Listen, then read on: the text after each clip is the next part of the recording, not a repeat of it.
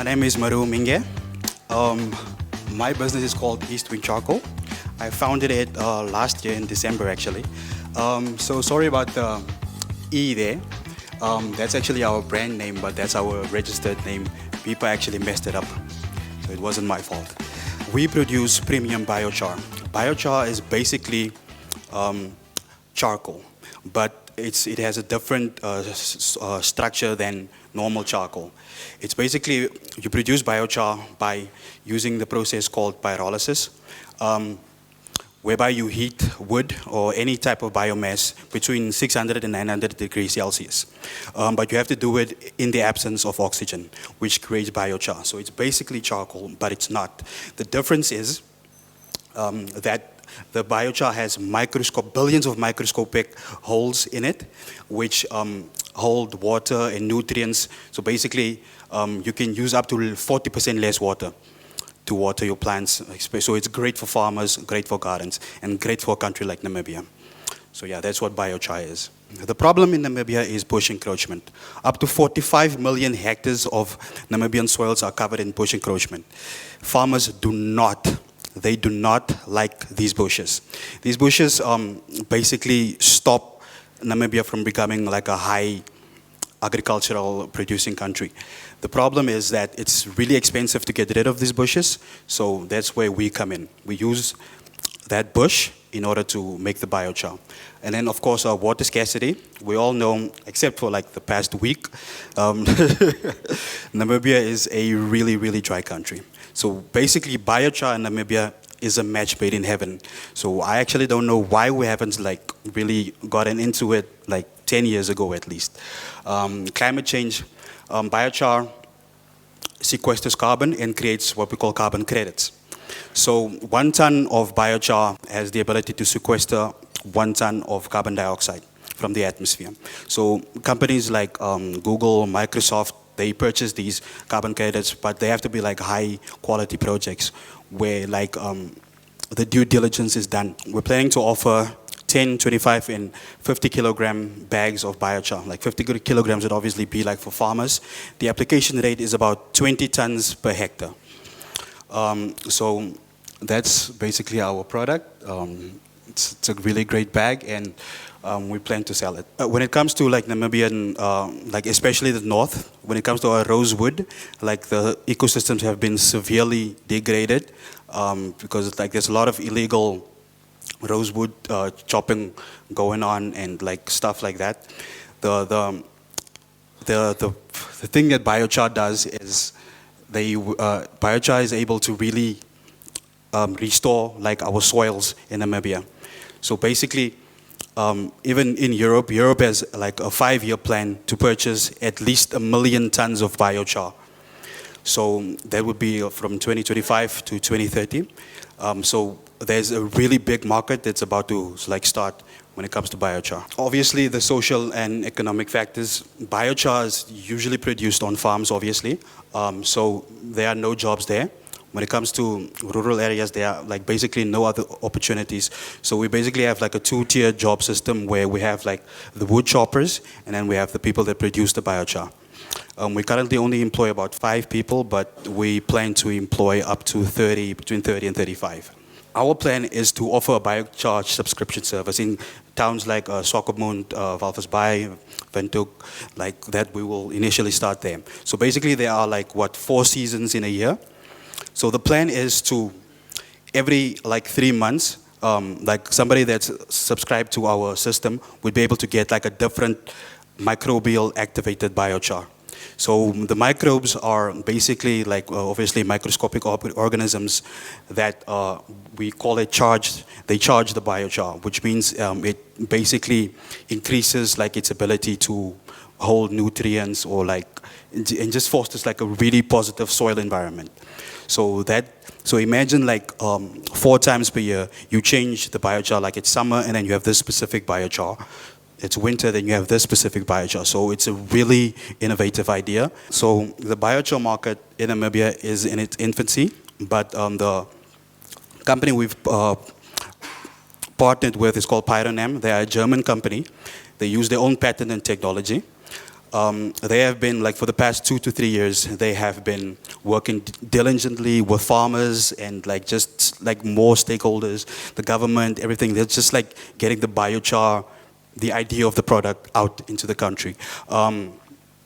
And so like this, what's happening is in like the our Neckartal Dam, which is our newest dam, the government is planning to like start at least a 5,000 hectare irrigation farm. So what we're going to do is, like, say we can go to the government and tell them, no, you can actually start an 8,000 hectare farm because of biochar, because you can then use like 40% less water, less fertilizers and stuff like that. So it's a really, really great product when it comes to that. So the market is in its infancy, but just like green hydrogen and oil, the biochar, the PyroNam biochar, specifically the PyroNam biochar product in Namibia has been declared a national priority. So just like green hydrogen and oil. So that should be an idea to tell you where this is going. We operate on a farm called Yalamstal. It's about 2 kilometers outside of Gubabas, on the road between Botswana and Gubabas. We've secured a $40,000 per month contract to supply us with 270 tons of biochar, wood, which creates about 80 tons of biochar. So this is really, really, really great, because farmers would usually ask you between like 150,000 up to like 500,000 for that same amount of wood. So we are in a really, really great position. Then obviously, yeah, we've secured harvesting permits from the ministry already, and these are like not really easy to get, and like not every farm would be allowed to harvest like the resources on their farm, because it's a really complicated process. But yeah, our partners, obviously PyroNam, the German company, they use something called the DRMV software. The software is basically like a workflow management software, which it records where your biochar comes from, how far it traveled, like the moisture content. Basically, like it records 100 data points every day. So it's a really great software system. And then we've been talking to Impact Tank. Impact Tank is a venture builder, a social venture builder in Namibia, and we are really close to securing like a service level agreement with them. Might happen like next week or something. Funding required for this project is in total 8.5 million. So the bulk of it will go to the biochar plant and the licensing software, which is about 5 million. It's really great because the biochar plant is actually movable. So when it comes to like stuff like collateral, like investing in like the business would be great, because you can actually just easily sell like the entire plant itself. So that's a really great thing. Then obviously like a bakkie trailer, and like just to establish like a main shop in Windhoek, and then working capital and startup resources, because like the plan is, like I said, from like 5 employees to between 30 and 35 employees. So that's the plan. Yes, thanks. Next. So yeah, basically biochar is about to be Namibia's black gold. It's a really, really great product for Namibia. Ignore like the rain from the past week. We live in a dry country, I'm telling you. The revenue streams, we'll actually have 5 revenue streams. So we're talking the biochar itself, the biochar subscription service, the carbon credits, wood vinegar, and wood tar. Like the system, the PyroNam system produces like 20,000 liters of wood tar and wood vinegar. So wood vinegar is used for like to control pests, and like you can also like use it like to rub on your body, but like then it has to be like a really pure version of it. Wood tar is like what they use to like protect telephone poles and like ships with. So all of that, like we use, like Namibia imports like most of these like from outside of the country. So we plan to like, I don't know, just like establish like some kind of market here, which is also how PyroNam is also helping us with that.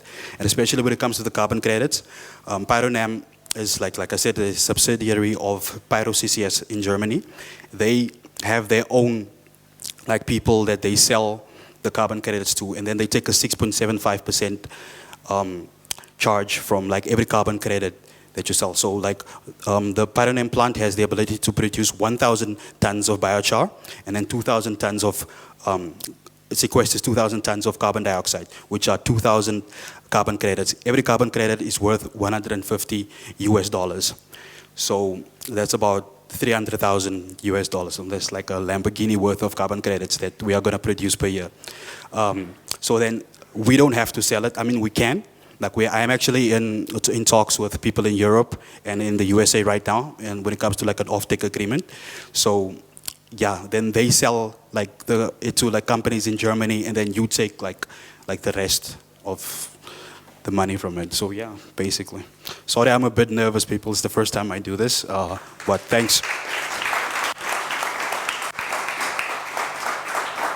Great pitch. Thank you so much. Do we have any questions, any comments, any feedback? One, don't be shy. He's going to be the next, Black Bill Gates, so you won't have access to him. Two. Okay, I have the first question. I know Sure. let me just pull the slide back up. I know you said that the funding that you need for all 4 segment areas is 8.5 million. Yes. If there's an investor that's interested in the room now, what is a fraction of this amount that you would need to scale the next area or to scale the next section? We currently use like the farmer's bucky and tractor. So it would be about like 600 to 700,000. But then we wouldn't be able to sell carbon credits because, like I said, the due diligence is really done by companies like Microsoft and Google to make sure that project, like that carbon generating project, is really, really, really like carbon negative. So yeah, 600 to 700,000. Yeah, I think that's one of the questions I was going to ask. I mean, I understand you need that big funds for carbon credits, but just to get you to the next stage. And I think something that will lead into that, obviously, for a business to be viable, it needs to have clients, right, customers. How is your offtake looking like right now? Let's say you get that $600,000 to $700,000, perhaps $1 million. Let's round it off. How is your offtake going to look like to make sure that you are able to significantly scale the business? And obviously that will then help you attract the next tranche of funding. The offtake that I'm currently looking at is about 400,000 per month for at least like a year. So I've been in contact, like I said, with companies in Europe, and they already are showing interest. So like we're talking. I actually called them. Like I had a phone call to Finland today. So yeah, I am in discussions with that. Okay, thank you. Yeah. Well, I just wanted to ask, since you said you have made so far about 40K in revenue, just wanted to... No, that's like what I pay the farmer. Like I said, it's like a fraction of the price of what the wood is actually worth. Oh. Yeah. Okay. So you haven't started any production, or have you tested it? We've been testing it. We've produced about 10 tons already, like since December. And what's your unit cost per bag? The cost per bag is about, it depends on like obviously the size of the bag. We haven't like sold, like created like, like a real product to sell yet. But the bags are like, you do those 3 kg charcoal bags. Mm-hmm. So like that would be able to like, you can use that in like a big garden because like I said, the application rate is 20 tons per hectare. So just that 3 kg bag would be about, we're going to sell it for like $50. So it's not like an expensive thing. But how much does it cost you to produce that bag? It doesn't cost me anything basically, except like, I have to pay the farmer because I don't own my own farm with like 1 million tons of wood. So basically you just burn it. That's all you do, but you have to burn it in like a certain type of way with a certain type of what they call a kiln. Okay. So it's, yeah. And then obviously like I have to pay like the workers who chop the wood, basically. Yeah. I would just like to understand if biochar is renewable, and if it's renewable, at what rate is it renewable? Like if you, let's say, produce, 1 ton per year, how much time until you recover that and can produce more? And if it's not renewable, what is the supply? Like how does the supply look like? Yeah. Yeah, until you can no more operate. Basically, once you chop off like encroaching bush, it takes about 5 to 10 years to grow back. So basically, like it is renewable in that sense. But then, like the thing is, farmers do not want it on their farms. Like all these farms that you see, the farmers, they do not want that, because it decreases your grazing land. It decreases, like even if you are a crop farmer, where do you plant your crops? It's just a really big problem. So like the biochar is a really nice solution to it. A very great project indeed. Thanks. I'm new to this type of business. I've seen like how it has been emerging. A lot of people have been talking about carbon credit and how they make money and stuff. Yeah. But the question I have for you is, first, I was hoping you would properly answer the unit cost question. And then I want to also know if the farmers don't like the bush and stuff on their farm, why do you pay them for it? Is it not like a pain that you're removing from them? Oh, okay. That's the second question. Okay. And the other question was the unit cost. How much does it cost you to have that bag and all that? Yeah, just. Okay, so like the base salary for agricultural workers in Namibia is 3,000, because like it's 3,500. So basically, you just have to pay, like if you use like a chainsaw, like an electric chainsaw, you can like really reduce like your unit cost. But like I said, it's basically it's a free product, because all you have to do is like burn it in a certain way. I already own like the kilns, like the axes, all of that. So there's no like really spending any money like after that, unless you're like talking about transport to like a certain place. Your second question, what was it? Oh, why do farmers like want, like why do you have to pay? Because like farmers think like in their heads, like, you know, farmers do not like anybody on their farms, number one. Number two, they think that all they have to do is like just wait, and then because like Dubai has like a huge charcoal like extraction projects going on like from Namibia to them. So like basically they think that maybe there's a chance that they can pay them for it, but you know, that market just is basically saturated at the moment. So you're gonna have to pay them for it, but they really want to get rid of it. It is a problem, but like I do understand like your question. Yeah, I hope that answers it. Yeah, they don't want to miss out on the potential like hundreds of thousands that they can get from it, but then they just don't get it. So yeah.